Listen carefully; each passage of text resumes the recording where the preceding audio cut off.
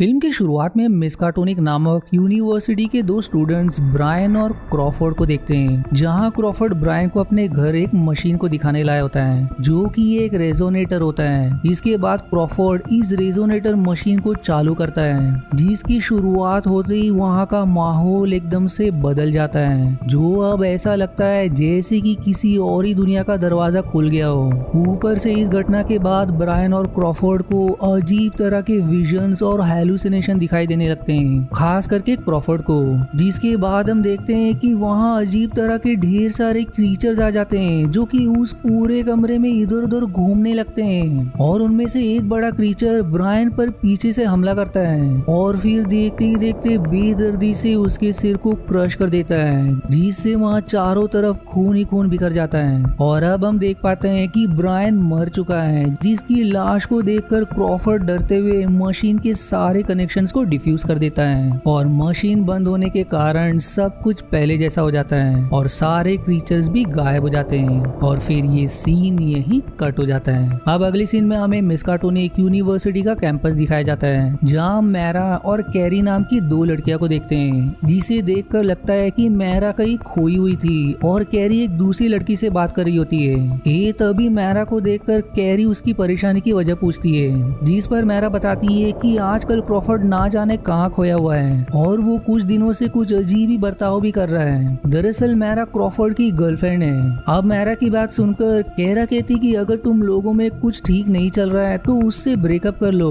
जिस पर मैरा कहती है कि मैं उससे बहुत प्यार करती हूँ। और फिर तभी वहाँ ब्रैंडन आता है और उन सभी को आज शाम की पार्टी के लिए इन्वाइट करता है, जिस पर सभी तुरंत तैयार हो जाते हैं। अब इसके बाद वहाँ पर क्रॉफोर्ड दिखाई देता है, जो कि जल्दी में कहीं जा रहा होता है कि तभी उसे मैरा रोकती है और उसे सवाल करती है कि उसे आजकल क्या हो गया है, जिस पर क्रॉफोर्ड बताता है कि उसके दिमाग में आजकल पता नहीं क्या चल रहा है, जिसको ना तो वो खुद समझ पा रहा है और ना तो किसी और को समझा पा रहा है। वो आगे ये भी कहता है कि हो सकता है कि ये सब मेरे पिता की वजह से हो, जिनके सपने आजकल मुझे बहुत परेशान कर रहे हैं। पर इतने सब से गुजरने के बावजूद वो मैरा के साथ उस पार्टी में चलने के लिए तैयार हो जाता है, जिससे मैरा बहुत ही ज्यादा खुश हो जाती है। अब हम क्लासरूम का सीन देखते हैं, जहाँ मिस बैक आफ्टर लाइफ और भगवान की वास्तविकता पर सबको कुछ बातें बता रही होती है, और उस क्लास में क्रॉफोर्ड इंटरनेट पर ऐसी केमिकल के बारे में सर्च कर रहा होता है जो इंसान की बॉडी को पूरी तरह से गला दे, जिससे अब हम यहाँ समझ पाते हैं कि क्रॉफोर्ड को वो केमिकल ब्रायन की बॉडी को गलाने के लिए चाहिए।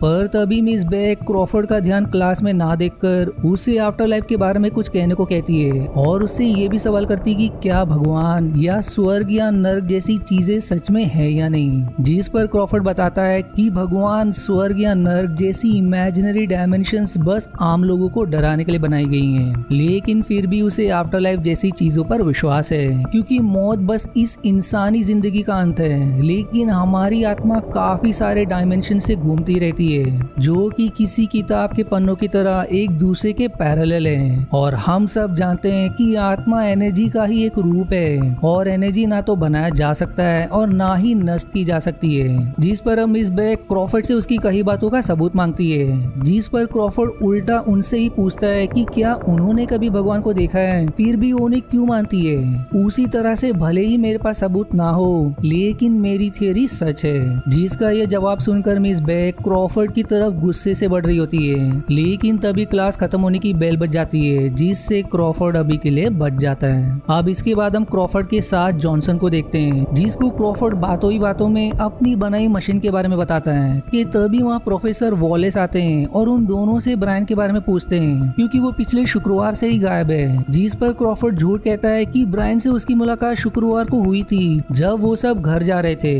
इसके बाद वॉलेस कहता है कि आजकल लैब से बहुत सारे सामान गायब हो रहे हैं, क्या तुम उनके बारे में कुछ जानते हो। इस बात पर भी क्रॉफोर्ड कहता है कि उसे कुछ नहीं पता, जिसके बाद प्रोफेसर कहते हैं कि वो बहुत अच्छे से जानते हैं कि क्रॉफोर्ड उनके छोड़े हुए अधूरे प्रोजेक्ट पर काम कर रहा है, और प्रोफेसर क्रॉफोर्ड को इस बात के लिए मोटिवेट भी करते हैं। यहाँ अब हम जान पाते हैं कि वो क्रॉफोर्ड ही है जो लैब से सामान गायब कर रहा है, क्योंकि उसे उस सामान की जरूरत अपनी मशीन को बनाने के लिए पड़ती है। अब इसके बाद क्रॉफोर्ड, ब्रैंडन, जॉनसन, कैरी और मैरा एक बार में एंजॉय कर रहे होते हैं, और बातों ही बातों में क्रॉफोर्ड सबको बता देता है कि उसने अपने पिता के अधूरे सपने को पूरा करने के लिए एक मशीन बनाई है, जो कि लोगों की जिंदगी बदल देगी। अब सभी उसकी ये बात सुनकर उस मशीन को देखने के लिए उत्तेजित हो जाते हैं और बेवकूफ क्रॉफर्ड भी खुशी खुशी उन सबको लेकर उस मशीन को दिखाने ले जाता है। जिसके बाद हम प्रोफेसर वॉलेस को देखते हैं जो क्रॉफर्ड की सर्च हिस्ट्री को चेक करते हैं, जिससे उन्हें उस केमिकल के बारे में पता चल जाता है जिसको क्रॉफर्ड सर्च कर रहा था, जिससे अब उन्हें क्रॉफर्ड पर शक हो जाता है। पर तभी उन्हें अचानक से क्रॉफर्ड के पिता का विजन आता है जो कि उसे मारने की कोशिश कर रहे होते हैं, पर वॉलेस किसी तरह अपने आप को संभालता है। इधर क्रॉफर्ड अपने सभी दोस्तों के साथ अपनी लैब में पहुंच जाता है जहां वो उन्हें अपना रेजोनेटर दिखाता है जो कि उसने खुद बनाया था, जिसे देखकर सभी बहुत ही ज्यादा एक्साइटेड और खुश होते हैं। पर इसके बाद मैरा की नजर एक जार पर पड़ती है जिसमें एकदम ताजा इंसान का दिल रखा था। उसके बारे में पूछने पर क्रॉफर्ड बताता है कि उसने ये दिल फोरेंसिक लैब से मंगवाया है ताकि वो इस रेजोनेटर का सॉफ्ट टिश्यूज पर असर देख सके। फिर सभी इस रेजोनेटर के प्रयोग के बारे में पूछते हैं, जिस पर क्रॉफर्ड बताता है कि उसके पिता न्यूरो साइंस को बहुत अच्छी तरह समझते थे,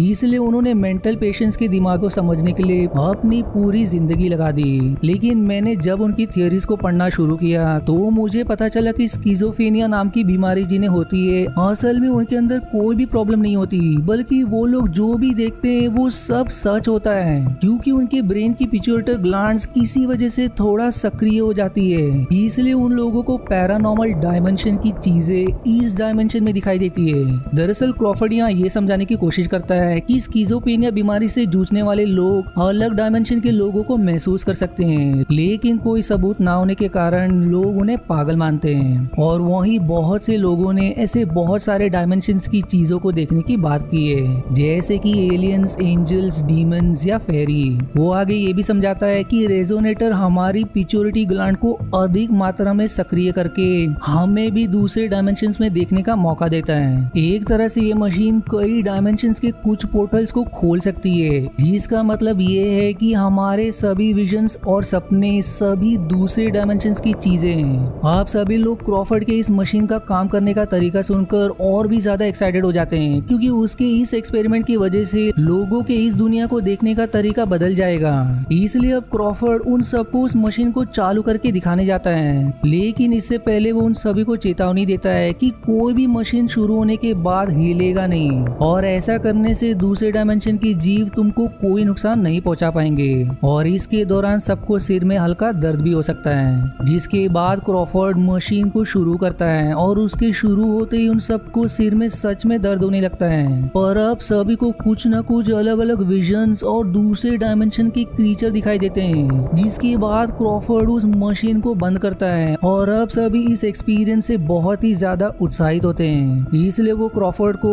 उसके इस एक्सपेरिमेंट की कामयाबी के लिए बधाई देते हैं। पर इसके बाद क्रॉफर्ड को अपने पिता का विजन आता है, जहां उसके पिता क्रॉफर्ड से कहते हैं कि वो उस रेजोनेटर से डायमेंशन में ज्यादा छेड़छाड़ ना करे, वरना इसका परिणाम बहुत ही भयानक होगा और इसकी वजह से तुम टाइम लूप जैसी चीज में भी फंस सकते हो। अब उसके पिता के इतना कहते उसे अपने बगल में ब्रायन दिखाई देता है, जिसका सर नहीं था, जो क्रॉफर्ड को समझाने की कोशिश करता है कि तुम्हारे पिता सही कह रहे हैं, प्लीज उनकी बात मान लो। जिसके बाद क्रॉफर्ड की आंख खुल जाती है और यहाँ अब हम समझ पाते हैं कि ये एक विजन नहीं, बल्कि उसके पिता आत्माओं के डायमेंशन से अपने बेटे से संपर्क करके उसे सावधान करना चाहते थे। अब अगले दिन फिर से क्रॉफर्ड लैब में आकर उस रेजोनेटर को टेस्ट करने की सोचता है, इसलिए क्रॉफर्ड मैरा से मशीन स्टार्ट करने को कहता है। जिसके बाद उन सभी को इस बार बहुत ही अजीब अनुभव होता है। और दूसरी तरफ प्रोफेसर वॉलेस उस रेजोनेटर की रोशनी को नीचे से चमकता देख क्रॉफर्ड की लैब में आ जाते हैं, जहां वो क्रॉफर्ड से कहते हैं कि आखिरकार तुमने इसे बना ही लिया,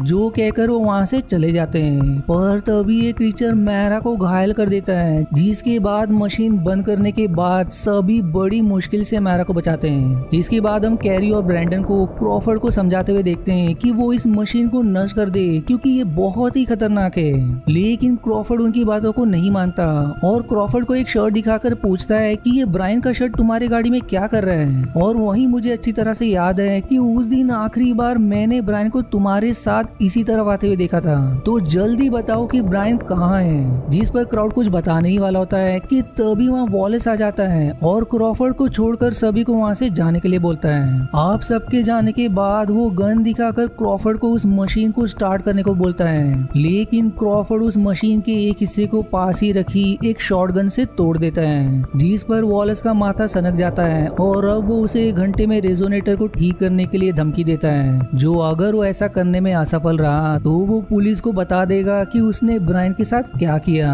अब आगे वो क्रॉफर्ड को रिवील करता है कि मैं और तुम्हारे पिता इसी एक्सपेरिमेंट पर काम कर रहे थे, जहाँ पर वो इसे इंसानियत का भला करना चाहते थे। वहीं दूसरी तरफ मैं इससे खुद भगवान बनने की सोच रहा था, ताकि मैं इस रेजोनेटर के जरिए कई डायमेंशन में से उस डायमेंशन को ढूंढ सकूं जहां के क्रीचर सबसे ज्यादा ताकतवर हो, और उनकी शक्ति का इस्तेमाल करके मैं इस पृथ्वी का नया भगवान बनना चाहता था। लेकिन तुम्हारे पिता ने मेरी एक न सुनी, इसलिए मुझे उन्हें खत्म करना पड़ा। जिस बात को जानकर अब क्रॉफर्ड एकदम भड़क जाता है, लेकिन वो अभी के लिए कुछ कर नहीं पाता। अब क्रॉफर्ड गन के डर से उस मशीन को समय से पहले ठीक कर देता है, पर तभी एक क्रीचर उस पर हमला कर देता है, जिसको वो कैसे तो मारने में सफल होता है। और अब मशीन स्टार्ट हो जाने की वजह से उसके ऊपर बहुत सारे अलग अलग क्रीचर्स हमला करने लगते हैं, और तभी वहाँ वॉलेस भी आ जाता है और क्रॉफर्ड को एक कुर्सी से बांध देता है। और फिर हम वॉलेस के गले में एक बड़े लॉकेट को देखते हैं, जो कि उसके गॉड बनने के बाद उसका नया सिंबल होगा। इसके बाद वॉलेस कहता है कि उनकी शक्तियां पाने के लिए तुम्हें उनकी तरह बनना पड़ेगा।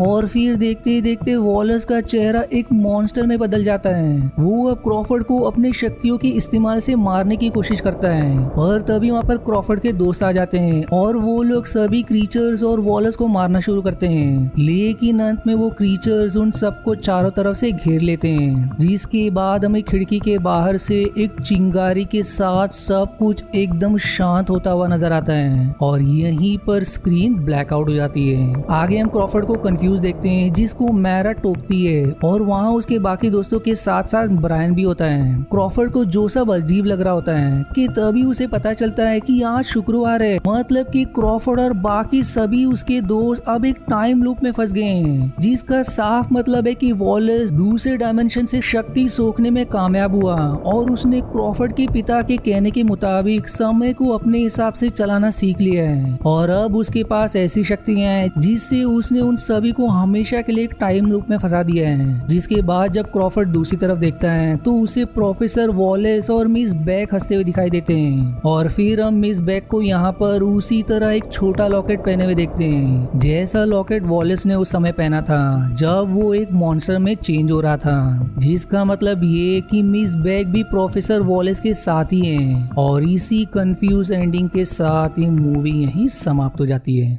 आशा है आपको मेरी एक्सप्लेनेशन पसंद आई। यदि हाँ तो प्लीज वीडियो को लाइक करना और चैनल को सब्सक्राइब करके सपोर्ट करना ना भूलें। मिलते हैं अगले एक्सप्लेनेशन वीडियो में, तब तक के लिए धन्यवाद दोस्तों।